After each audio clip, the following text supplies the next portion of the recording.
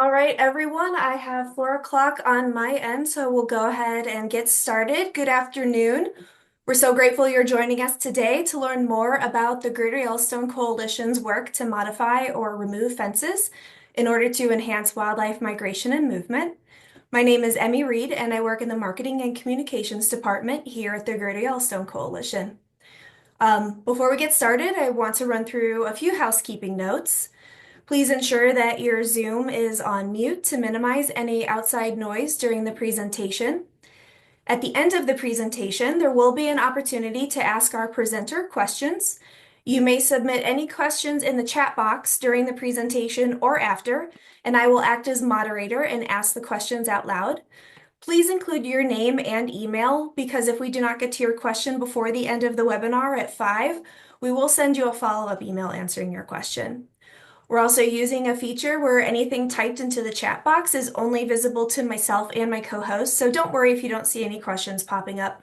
We just find that this helps minimize distractions. And then also please keep all questions kind and focused on the material from the presentation. This webinar will also be recorded so that we can share it with supporters who are unable to make it today, and that link will be sent to you tomorrow via email. And now I'd like to introduce our presenter, Erin Welty. Based in Cody, Wyoming, Erin is the Greater Yellowstone Coalition's Senior Wyoming Conservation Associate. Erin leads our conservation programs in the East Yellowstone and Absaroka Front area. She works with local, state, and federal agencies, landowners, and other nonprofit organizations to develop partnerships to promote lasting conservation results. Much of her work focuses on enhancing wildlife migration and movement corridors. Growing up in the interior of Alaska, Erin learned early the importance of open lands, waters, and wildlife. Her high school years in Kansas further convinced her that the conservation of these important places, in harmony with working ranches and farmlands, was where her focus should lie. After acquiring a Bachelor of Science in Abused Land Rehabilitation from Montana State University, Erin gained diverse personal and professional experiences ranging from the Cody region to Alaska and back again. All right, take it away, Erin. Thanks, Emmy. Thank you for that wonderful introduction and for moderating today's webinar and for managing the Q&A at the end of the session. I really appreciate it. And welcome to all of you. I'm really excited to have you here, and I hope that I can share some of the exciting projects that we have going on and the important work that we're doing here on the Absaroka front. If you see me looking up, I promise I'm not looking at a clock on the wall. It's just a matter of bifocals that need to be updated. Today's presentation, we're going to talk about wildlife migration and how human impacts like roads, development, and more specifically fences are affecting that migration and fracturing critical wildlife habitat connectivity. We're also going to talk about what the Greater Yellowstone Coalition is doing and how we're working with partners to address some of these issues. As Emmy said, my name is Erin Welty. I'm in Cody, Wyoming, and my title is a Senior Wyoming Conservation Associate. Most of my work takes place right here along the Absaroka front, and the Absarokas are a sub-range of the Rocky Mountains in northwest Wyoming.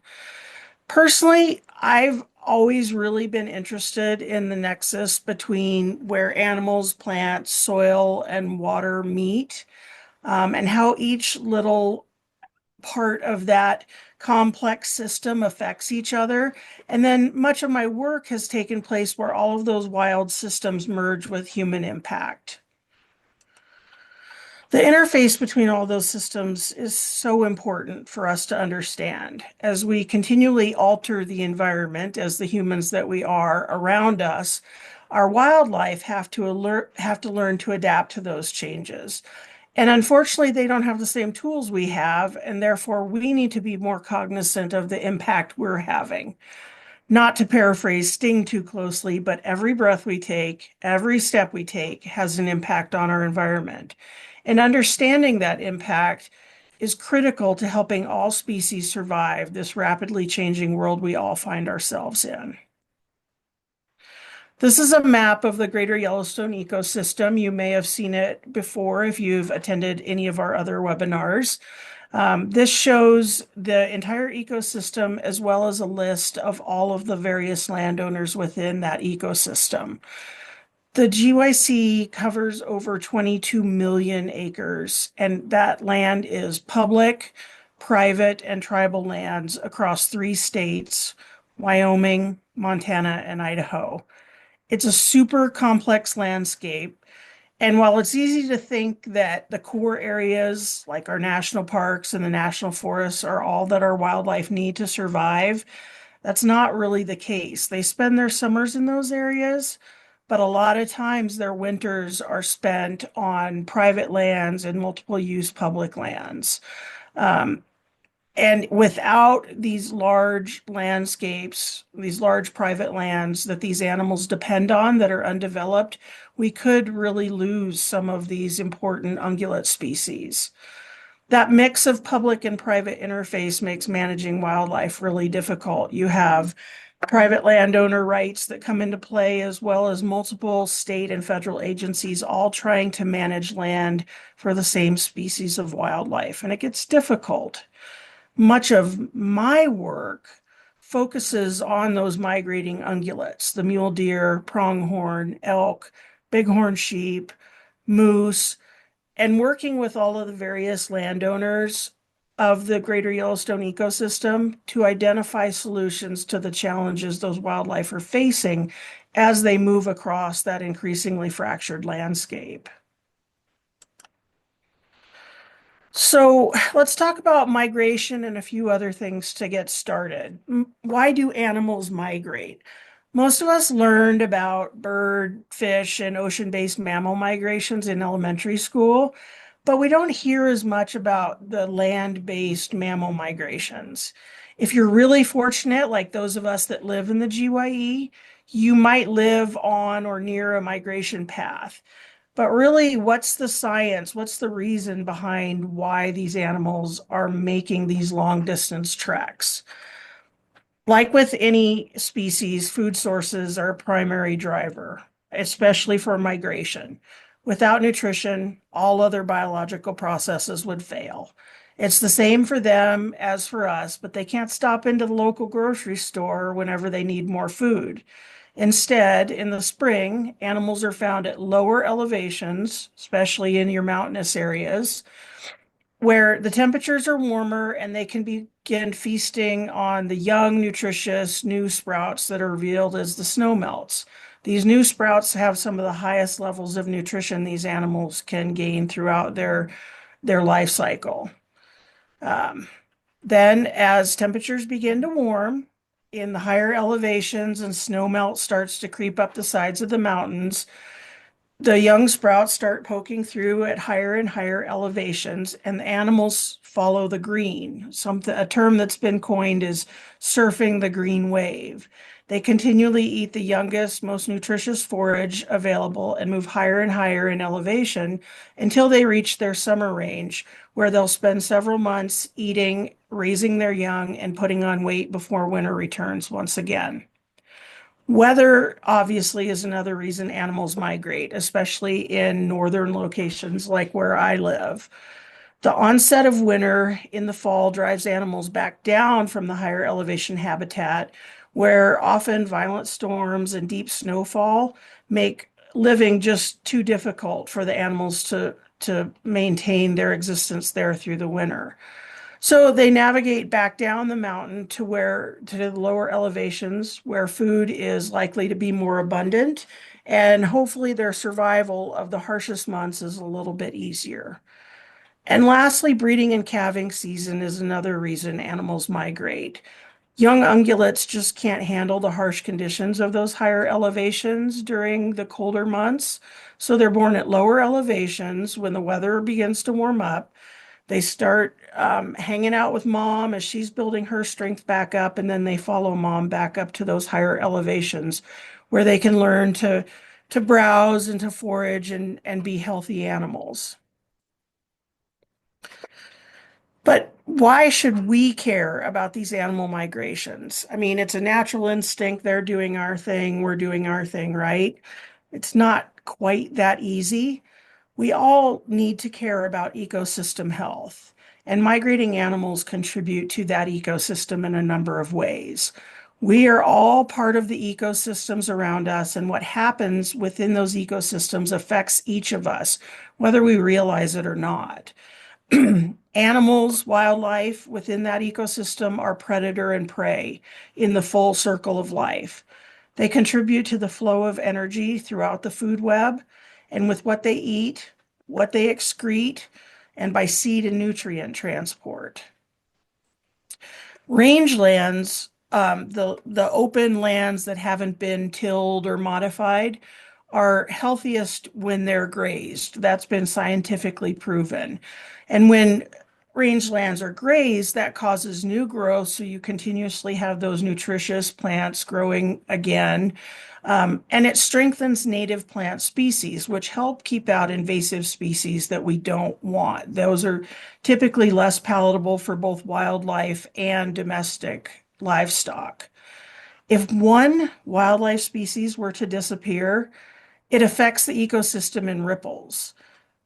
Everything from the smallest to the largest life forms tend to be impacted if a wildlife species disappears.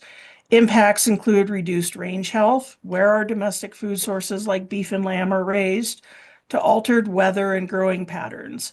And migration is a key component to keeping those ecosystems healthy. Additionally, wildlife and their migrations have cultural and spiritual significance. As humans, we are intrinsically tied to wildlife. There are scientifically proven benefits to spending time in nature. And as many Native American beliefs revolve around certain wildlife, their habitats, and their movements, we respect that. The Greater Yellowstone ecosystem is home to more than 49 indigenous tribes who maintain current and ancestral connections to the lands, waters, and wildlife that we live and work in. We do respect that connection. We should honor that connection by keeping it healthy. On the business side of things, if you're more interested in hearing about the dollar value, there's a huge economic value in wildlife. According to the Wyoming Game and Fish Department, in 2018, and this was before COVID, when we saw wildlife viewing numbers increase, people spent $788 million on hunting, fishing, and wildlife viewing activities in Wyoming alone. And those numbers didn't include associated business gains such as hotel stays, meals eaten in restaurants, and souvenirs purchased at local stores. So without migration and the animals that we depend on for these benefits, with migration, we would cease to see these benefits exist. They would no longer be around, or they would exist in a reduced scope. This is a painting by Charlie Russell. Many of you have probably heard of him. He was a famous Western artist, and it illustrates what migration used to look like across the West. The GYE was once home to massive migrations. We know because because those migrations were documented by narratives, photos, and paintings like this one. The loss of these immense migrations did alter the landscape of the GYE, and we're really just beginning in some ways to learn how much those migrations can change our landscape for the good. What's crazy to think about is that when these massive bison migrations were lost, the population and development of just the GYE alone was a fraction of what it is today. If humans could have that much of an impact on wildlife 135 years ago, just imagine what we're doing today with our populations and the way we move across the landscape and develop it. So migrations distances depend on the species of animal, but they also depend on individual animals within a species. This is a map containing data from some of the core GYE elk herds. It's not all inclusive, and it instead shows line data from various individuals within different herds. Not all one species is not all one species makes up the entire herd of that species within the GYE. They're all place-based. If we overlaid all of the radio color data of the studied mule deer, elk, moose, pronghorn, and bighorn sheep, most available habitat on that map would be utilized with varying intensity. That's how much of an impact these migrating animals have on the landscape within the GYE. Think of a migration or migrations like a choreographed dance. Ungulates begin their performance in the spring, sweeping up the green wave of lush forage to high peaks and plateaus. They often waltz the same steps year after year, following the same paths. As the summer season ends, they reverse their choreography, dancing the season's final performance down to the lower valleys, which are often on private lands, as I mentioned before. But not all species migrate, and not all animals in a species migrate. Some choose to become resident animals, staying in their winter range the entire year. An animal might do this for various reasons. It could be because of availability of food, and they decide not to face the lengthy migrations. Changes in their environment can cause them to change migration habits, and social learning. Calves and young of these animals do learn from their parents. Also, changing climate patterns can influence whether an individual or a group of individuals become resident animals, meaning they never leave their winter range. This is another map of some mule deer herds in the GYE. This is a 2016 study along the eastern edge of the GYE, closer to where I live, that shows how different species and different animals within a species all have kind of different choreographed dances.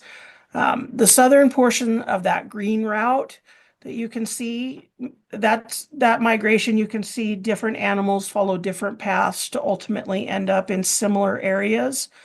That green route runs from winters spent on the South Fork of the Shoshone River, which is here near Cody.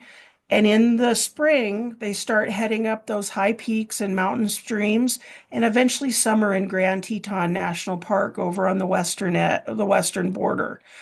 As the crow flies, that's only about 150 miles. But as a deer navigates the terrain, that path increases to well over 200 miles. And they do this twice a year. Animals face a lot of challenges when migrating. Some natural challenges, some are man-made challenges.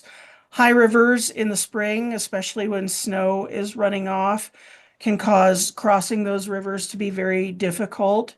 A lot of times, as they're beginning their migrations, they're already dealing with high snow, which makes movement and finding food extremely difficult. And active forest fires or previously burned areas can cause major threats to the migration of an animal and the food that they might find along those migrations. This is a road map on the left-hand side of this slide of the GYE. Every brown mark you see on this map is a road within the Greater Yellowstone ecosystem. And this is just the beginning of illustrating the many, many challenges that are man-made that these animals face. Roads are a significant disruption in wildlife habitat, and you can see how it breaks up the contiguous habitat of these animals. Sorry, I lost my place. Only the white area in the center there is really only the core area of the national parks, wilderness areas, and the high mountain tops that remain lightly fragmented. And sometimes even those, as you see logging development and that reach into those areas, end up with road systems on them. The rest of the region is covered in roads both large and small. We have major highways down to the littlest dirt roads. And studies show that traffic volumes can reach such levels on these roads that will eventually deter animals from attempting to cross the roads at all. That's keeping them from critical water and food resources. Development, both residential and commercial, is common, and we even expect it to happen in the human world. But for animals, when their traditional landscape becomes filled with strange structures and even stranger noises, their habits begin to change, and their behavior is affected, and their health is impacted. Studies are being undertaken at the University of Wyoming today that are confirming the limits of development that animals will take.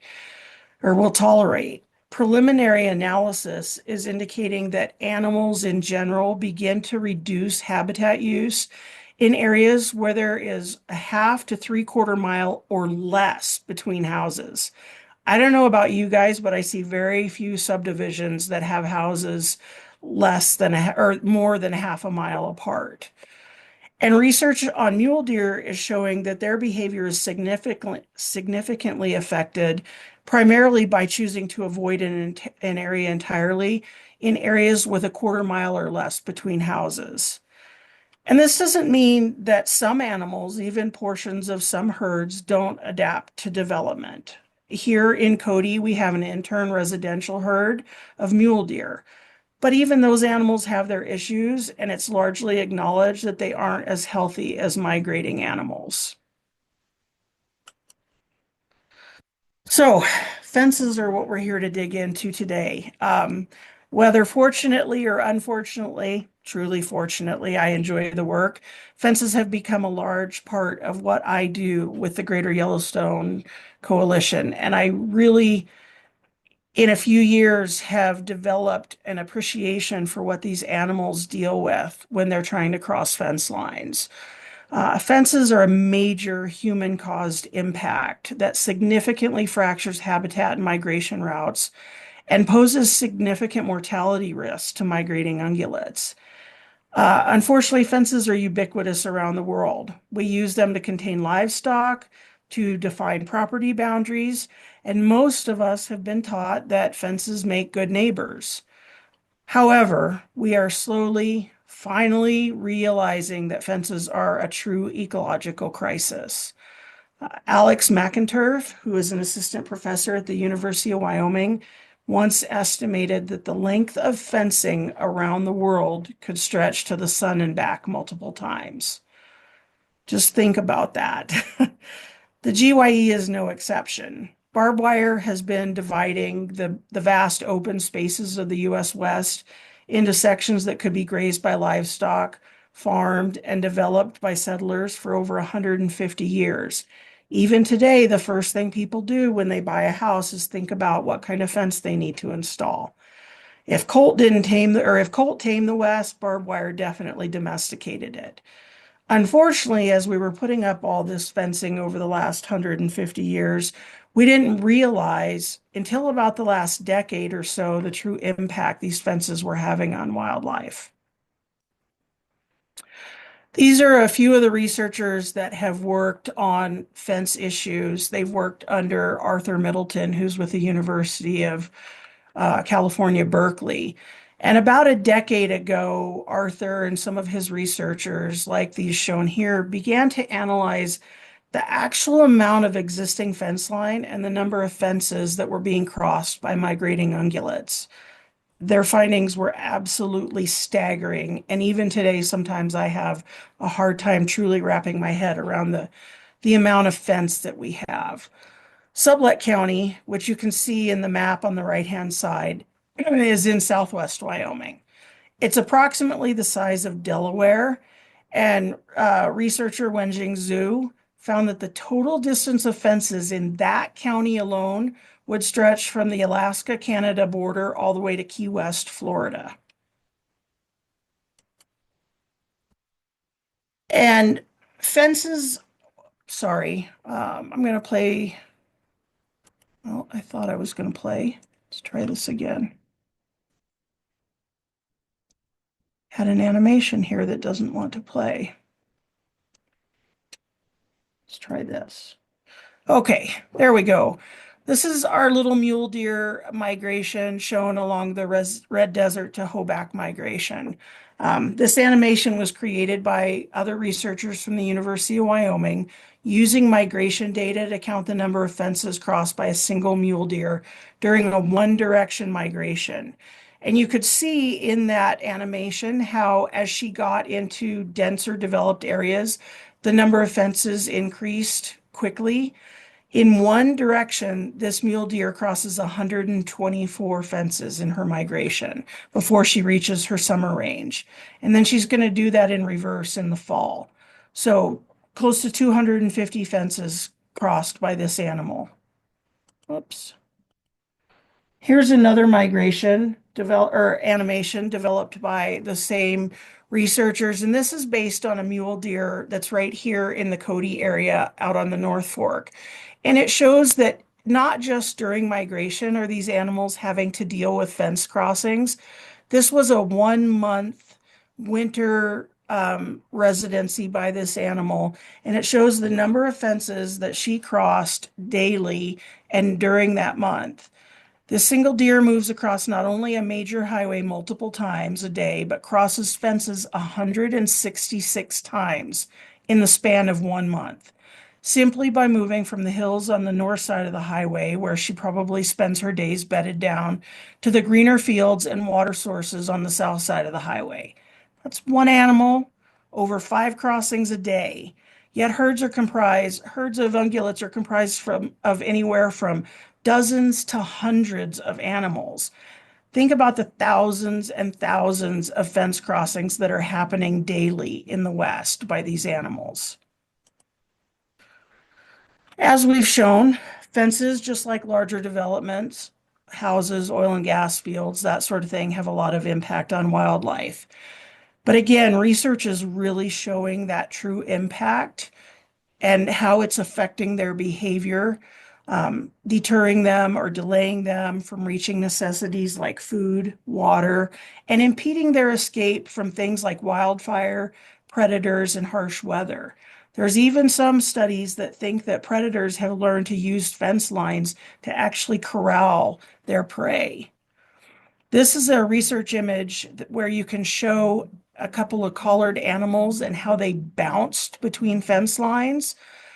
Pronghorn are especially prone to this, where they will follow a fence line or bounce around between it, but never actually cross the fence line. There's been, there's been data collected on pronghorn that shows the exact outline of a fence without ever having to physically see where the fence exists, just from the way the pronghorn follow the fence and follow the turns in the fence line, back and forth looking for passage. Fences also can cause animals to be delayed during road crossings. So then you end up with two major man-made impacts to migration and habitat movement. And when fences cause animals to be delayed on highways, this means the potential for collisions with wildlife increase. Wyoming Department of Transportation estimates an average of $11,600 cost in injury and property damage per big game collision in Wyoming. And that burden grows even greater when you factor in the impacts to wildlife. Annually, in Wyoming alone, collisions result in $24 to $29 million in personal injury and property damage, and $20 to $23 million per year in wildlife losses. If animals have to bunch up on the highway while they're waiting to jump a fence, it increases the odds of an animal being hit on the road, and sometimes it increases the odds of multiple animals being hit. Unfortunately, we've seen that here in the area where I live, where an entire herd of elk ends up with a car running through them. And the impact is just devastating for both human and wildlife. Almost every year, there are instances of that where one driver will end up hitting more than one animal on the road at a time. Even when not in relation to road crossing, fences can have a significant impact on wildlife. This is another animation. These are especially harmful when animals are pushed by predators or humans. And my heart cringes every time I watch this poor elk jump that fence. The panic and desire to flee decreases their awareness of anything that they might see up close, and it increases the chances of getting caught in a fence. I'm going to play this again just so you can really see how he hits that fence. This elk was very lucky to get up and walk away from this. He could have broken legs, broken his neck, or ended up with serious lacerations that unfortunately in a wild setting don't heal properly.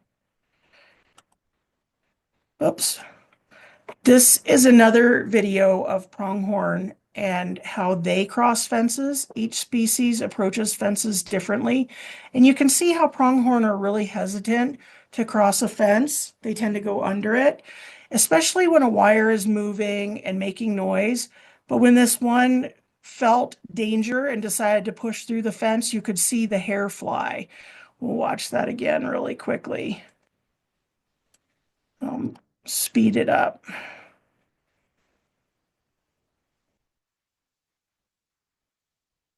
And unfortunately, our game and fish people have seen these pronghorn like this multiple times, and they do end up with significant lacerations along their back from crossing through barbed wire fences like that. I will tell you that the next couple of slides are very graphic, but I really feel like they're important to truly understand the reality of wildlife interactions with fences. The worst outcome to fence crossing is entanglement. If you've ever seen an animal entangled in a fence, it's one of the worst things that you'll ever remember seeing in the wild. Every animal approaches a fence crossing differently.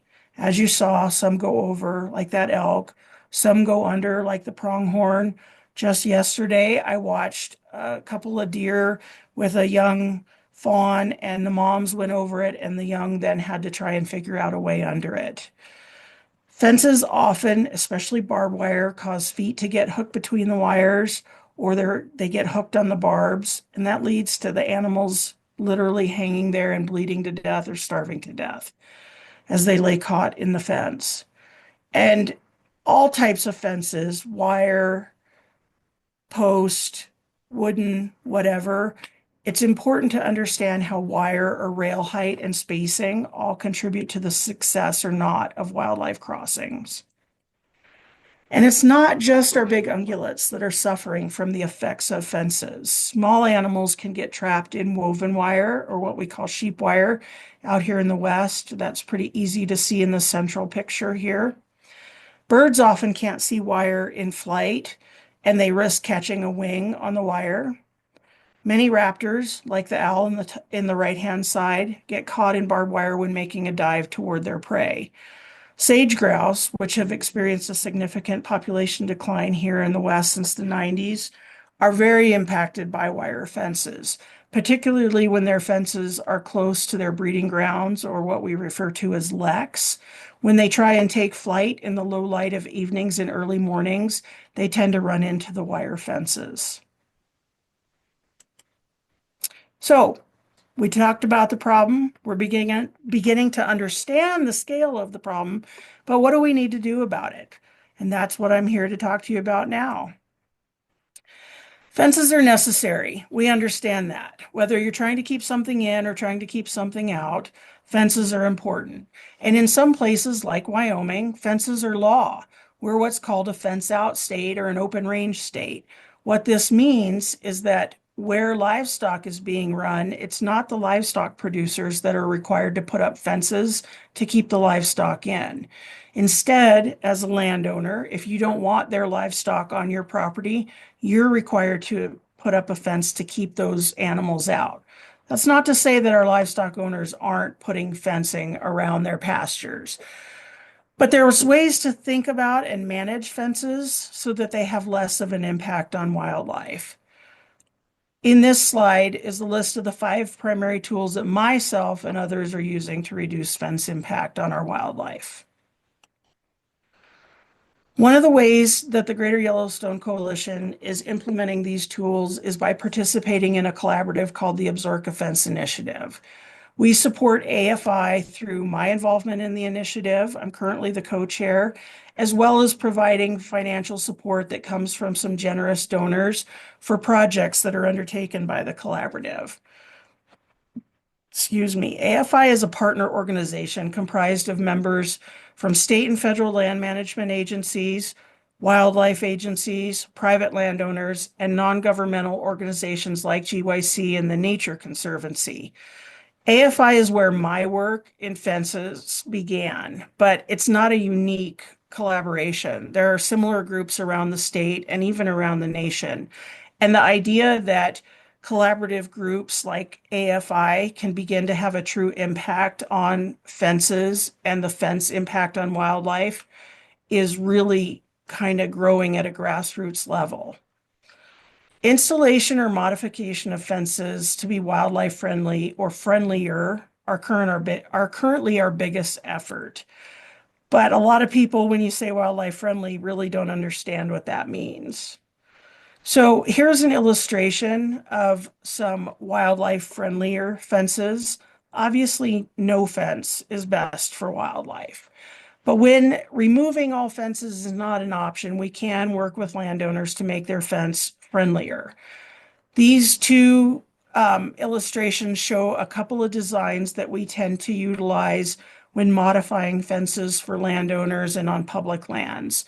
It depends a lot of times on what kind of livestock the landowner is running or how their livestock have typically behaved. But our standards exist. Some of our standards that we tend to stick with are a top wire that's no higher than 38 inches and a bottom wire that's 16 to 18 inches above ground. 18 inches is the minimum we strive for. And we also try and encourage people to keep that bottom wire as a smooth wire so that you don't see the hair loss like you saw on that pronghorn running through that fence line. These standards aren't something we've come up with on our own. We work really closely and receive a lot of careful input from biologists with the Natural Resources Conservation Service, the Wyoming Game and Fish Department, and from livestock producers themselves to make sure that what we're doing is going to work for them. We review these standards quite regularly, and we work closely with each landowner to make sure that we're meeting their needs while also meeting the needs of the wildlife. These two pictures here are just an example of a fence modification project we did a couple years ago. This was on public land, Bureau of Land Management land, up in the Clarks Fork Canyon, about 30 miles north of Cody. The photos are a little difficult to see, but on the left-hand side, you can see the fence that we started with. This is a 4-strand barbed wire fence. And if you look really closely, that bottom wire is extremely close to the ground. That impedes young animals, that impedes pronghorn, although there's not a lot in that area, and it impedes bighorn sheep from moving through that fence line. Um, so what we did on this project is we removed the bottom wire entirely and raised the wire that remained up to that 18-inch standard, and then we dropped that top wire down to 38 inches. There's a lot of elk in this area, and elk, even though they tend to be the tallest outside of moose of the ungulate species we're working with, tend to be the ones that catch those top wires the most. There aren't a lot of, as I said, pronghorn in this area, so leaving that bottom wire as a barbed wire is a little bit easier choice to make in this situation. But this is an example of how we can tailor modifications to what a landowner or a grazing permit owner need. This is what he wanted and what he felt would be best for his cattle, but still work for the wildlife in the area. It made a significant difference. I mentioned previously how fences impact road crossings as well. And ultimately, we prefer for wildlife never to have to be on roads. And that's achieved through wildlife under and overpasses. Jared Becker, a coworker of mine, hosted an incredible webinar about a year ago called Bridging the Gap: How Wildlife Crossings Enhance Wildlife Migration and Habitat Connectivity. If you missed that webinar, I encourage you to look it up on the GYC website. It really talks about the ins and outs and the benefits of overpasses. Unfortunately, wildlife crossings take time and they take a lot of money to build, and they don't happen overnight. So in the meantime, GYC is working with Wyoming Game and Fish and the Wyoming Department of Transportation, as well as other partners, to test some various gates and crossing structures like those that you see here along Highway 120, which runs south out of Cody, to see if we can improve the speed at which wildlife move through fence lines and ultimately move across roadways. It's our hope that we do facilitate faster crossings and that we can lessen entanglements on known crossing sites and lessen injuries until such a time that DOT and Game and Fish are ready to pursue an overpass in this area. The three examples shown here on the left, the post gap, the pipe gate, and the X gate, are designed to contain cattle, but also for wildlife to move through easier. These can also be modified for times when livestock producers have, say, cow-calf pairs, calves are smaller, they can move through openings a little easier. You can easily install wires along these gates so that those animals can't move through. These types of gates can also be moved or be utilized on internal fence lines to facilitate crossings and eliminate those wire hazards for wildlife. And these types of projects truly wouldn't happen with the support of our donors. So we really appreciate everyone that helps out when we implement projects like this. This is another example of a type of fence that can be installed and used for migrations. It's called laydown fence. And it works really well, but it does require a little more labor because someone has to come out before the migration starts, let that fence down, and then go back at the end of migration and put that fence back up. When possible, through AFI, we happily remove fences from the landscape, and these are just a few pictures where we've done that. As I've mentioned, AFI accomplishes many of our modifications and removal projects using volunteer labor. It's really hard work. I was out for about 8 hours yesterday on a fence project, and let me tell you, I'm feeling it today. But we have some amazing volunteers, and sometimes we're able to use heavy equipment that we both rent and have been able to acquire with generous donations. But a lot of the times, this work is done by hand, pulling staples, pulling posts, rolling wire. I'm now intimately familiar with a T-post puller. Never thought I would be. But we're really fortunate to have a strong group of volunteers to assist with our projects. And sometimes even the animals get involved. AFI has had significant success in their first 4 years, and that is thanks to amazing partners, volunteers, and supporters. We've managed to modify or remove almost 42 miles of fence line. With today's dollar and the cost of what that takes, or of what fence work costs, that's about $600,000 worth of fence work that's been done by volunteers. And while these numbers are truly impressive, about a year ago we got to talking and we knew we wanted to make a bigger impact. We wanted to address landscape scale efforts. This is the same philosophy that GYC tries to take with all of our work. And there's been a lot of focus in the Absaroka region, the Absaroka Front region on the Carter Mountain pronghorn herd recently, due to various scientific research done and a focus by the Wyoming Game and Fish Department. This particular herd is really unique in that it has one of the most dramatic elevation changes during its migration, almost 6,000 feet. The pronghorn moved from the high plains of the Bighorn Basin, which sits at around 5,000 feet elevation, to the 11,000-foot peaks of Carter Mountain for their summer range. And they do that in about 60 miles. So when we started looking at this pronghorn herd to really decide how we could address helping this herd with fence crossings on a landscape scale, we looked at the existing fence and migration data we have. That's what this image is. It's the entirety of color data for the pronghorn herd with all of the fence layers gathered from a variety of sources and land management agencies.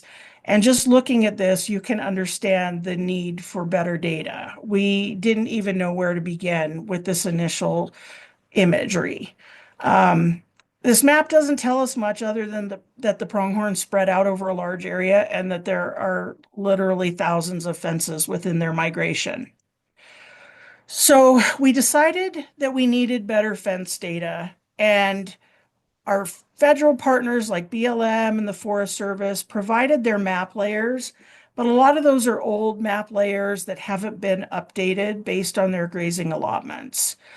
They have not updated them when they've done fence modification or replacement, and it was just time to get better inventory of those fences. And fence inventory was something that AFI had dabbled in the past. Citizen scientists, agency representatives, initiative members had gathered various fence inventories as they could, but there was no area specific effort, and the online tools that we were using kept going out of date or changing how they were utilized. Then we decided to work with a newer collaborative of researchers called the Beyond Yellowstone Living Lab. We worked with them to create a fence inventory application. In collaboration with AFI members, their team or our entire team identified fence characteristics that would be beneficial to know when planning a project. What type of fence is there? What condition is it in now? Do we see evidence of wildlife crossings or wildlife mortalities? Those were some of the things that we wanted to look at. So the app creator that they were working with then took those needs and created this application using ArcGIS field maps. This application can be installed on cell phones and tablets, and it's really unique in that it can be used offline, but still take the inventory and upload later. Members of AFI and partner organizations were trained to use the app, but the amount of fencing needing inventoried was going to take a lot more than just opportunistic chances. So the Beyond Yellowstone Living Lab decided to hire a 4-member summer crew last summer to inventory fences on Forest Service and BLM within that Carter Mountain Pronghorn area. They not only inventoried existing fence, but they deleted miles and miles of fence that didn't exist but were on maps as existing fences. These are some of the numbers that they gathered, and they were literal rock stars in what they accomplished. They spent 3 months in the field, for the most part, walking fence lines on Forest Service and BLM land, and they managed to inventory over 150 miles of fence and delete existing inventory of over 300 miles of fence line. This goes a long way to helping us know what's out there and what we need to deal with. So, like the inventory application, we also needed a system that could help us prioritize wildlife collar data so that we would know where most animals were being affected by fences. Scientists within the Merkel Research Group at the University of Wyoming built a prioritization app that's shown here. And it takes the migration collar data and breaks it down into low, medium, and high use, which we can then overlay our fence inventory into the high and medium use and identify specifically the fences that are impacting that migration. To start with, we're looking at about 20 miles of fence on BLM land in that winter range that we want to have addressed by a contractor and modified in the next year. So I know I'm running a little bit behind here, and I'll try and go through this really quickly. Some of the newest development in livestock fencing is virtual fence, and you may be familiar with it. Virtual fence started with dogs that wore a collar that received signals when they crossed the boundary. That has been enhanced to work at a livestock scale. Um, Much larger realm, and there's no buried wire. It works entirely off of a GPS signal that then goes into a cloud database, and the data is accessed by livestock managers on cell phones and computers. When the animals get too close to the virtual boundary, they hear an auditory signal. If they continue to approach the boundary, they receive a physical stimulus in the form of a light electrical shock that hopefully turns them away from the fence. There's a little bit of a learning curve for the livestock and the humans running the software, but it's been a really successful system so far that not only improves the health of the range, but allows for the interior pasture fences to be removed. Oops. Virtual fence is still a relatively new technology in the United States. It's only about 5 to 8 years old. And and other partners are working to share information about this technology with livestock producers. We've hosted a symposium and we're having multiple conversations with landowners. And GYC specifically is partnering with a large historic ranch here on the Absaroka front to trial virtual fence on 430 head of cows starting this fall. It's pretty rugged terrain, and we're interested to see how that's going to work. But this trial will include partnership with researchers from that Beyond Yellowstone Living Lab that can hopefully work to identify how this virtual fence benefits wildlife, not just benefits wildlife, not just in improved rangeland. If the trial's successful, the ranch has plans to remove internal fencing.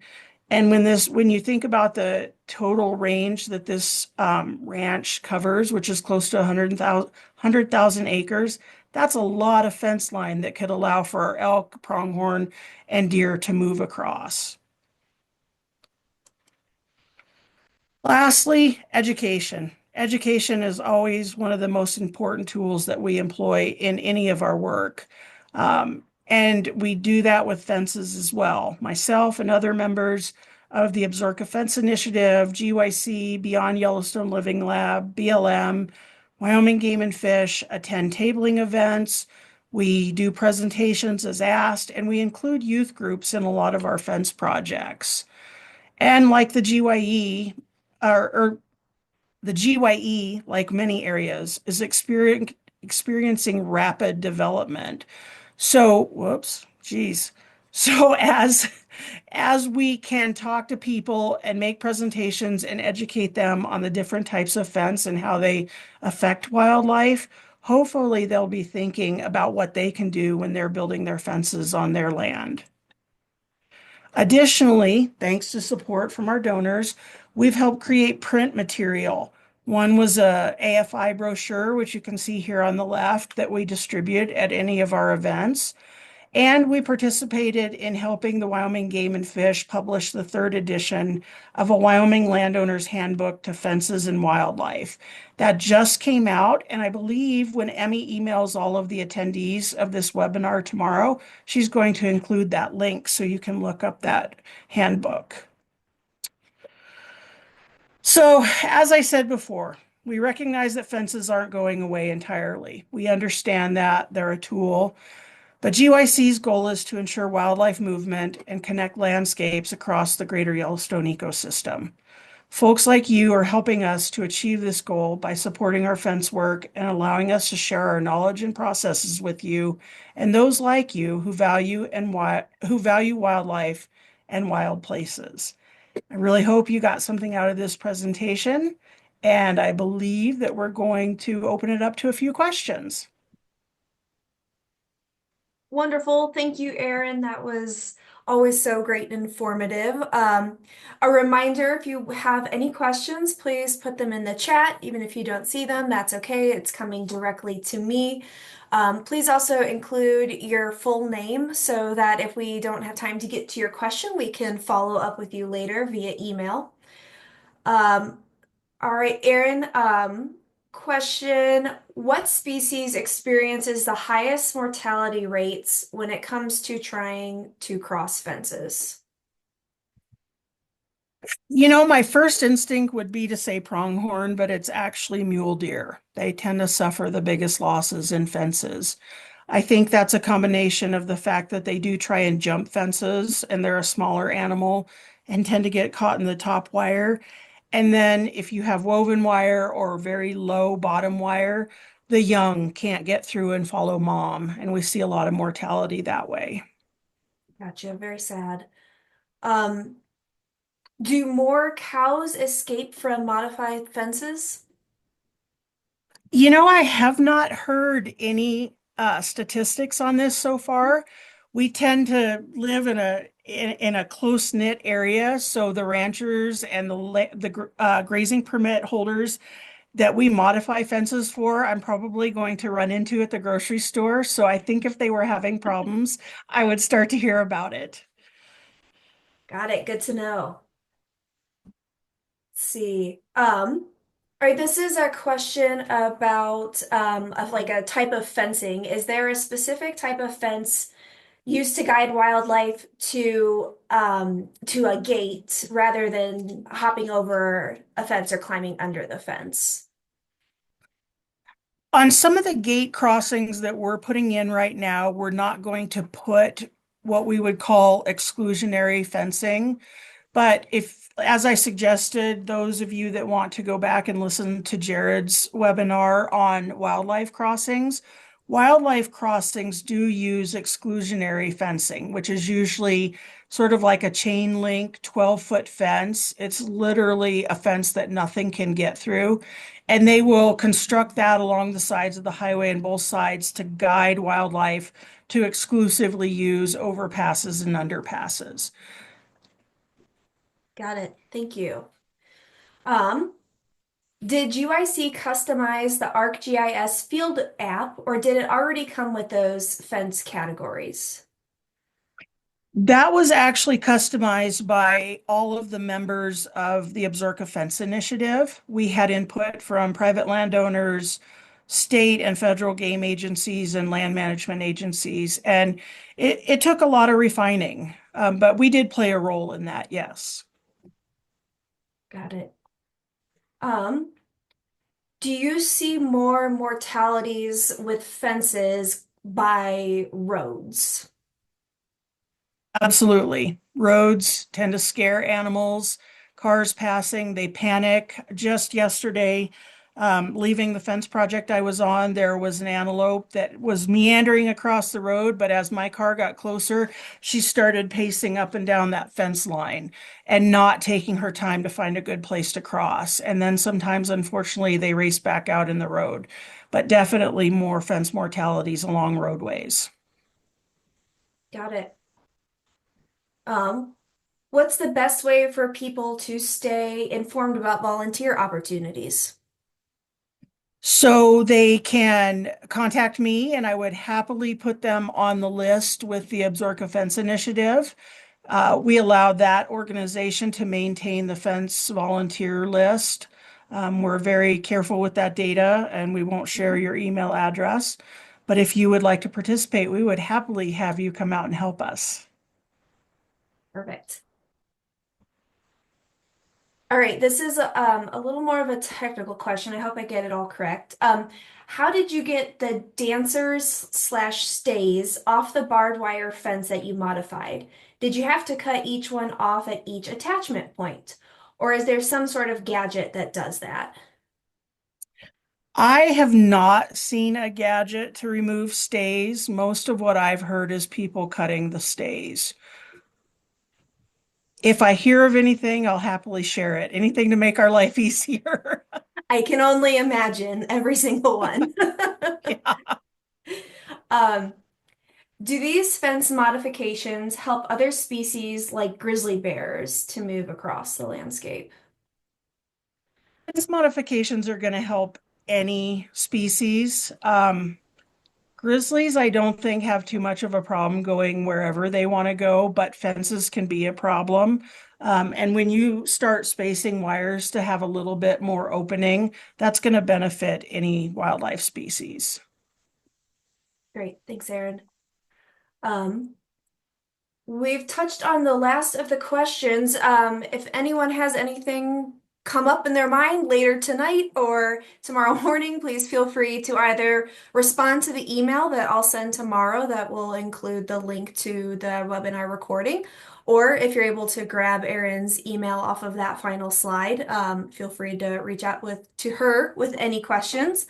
But otherwise, I just really want to say thank you for joining us at our final spring webinar this year. You really make our conservation work possible, and we appreciate how much you care about this remarkable ecosystem. If you would like to support our work, there will also be a link to donate in tomorrow's email. But overall, that wraps up our spring webinar series. So thank you again. Thank you to Erin, and I hope you all have a wonderful rest of your spring. Thanks again. Thank you.